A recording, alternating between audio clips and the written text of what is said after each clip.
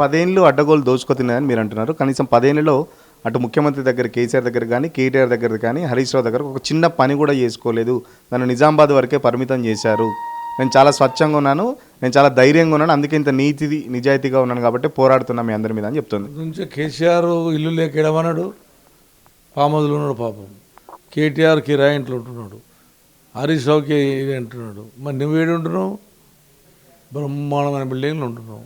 ఎవరు సంపాదించేది తెలియదా? అలా కేటీ రామారావు గారు హైదరాబాద్ నగరాన్ని డెవలప్ చేసిండు.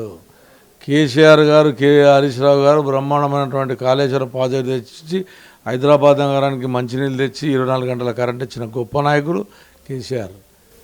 కేసీఆర్ కడుపులో పెట్టినా ఉంటే సిగ్గు అనిపిస్తుంది. ఇంకా చెప్పుకుంటే ఇంకా ఊకే ఈ ఆడపిల్లని నా నోటితో అనిపించకండి అన్న. అట్లా మా ఎల్మ జాతిలో ఆడపిల్లలకు ఇంత గలీజుగా మాట్లాడేటోళ్ళు నేను జీవితంలో చూడలేదు. తండ్రిని ఏడిపించిన వాళ్ళు ఎవరు బాగుపడలే. తండ్రిని ఏడిపించి ఏడైనా ఆడపిల్లకు ఒక మంచి సెంటిమెంట్ ఉంటుంది. తల్లి కన్నా తండ్రి మీద ప్రేమ ఉంటుంది ఆడపిల్లకి. కానీ మీరేం చేస్తున్నావు? పొద్దులేసి తండ్రిని బాధ పెడుతున్నావు. అది మానుకో తల్లి. నువ్వు డెవలప్గా ఏదో పార్టీలకు వెళ్ళు, నీ పార్టీ డెవలప్ చేసుకో.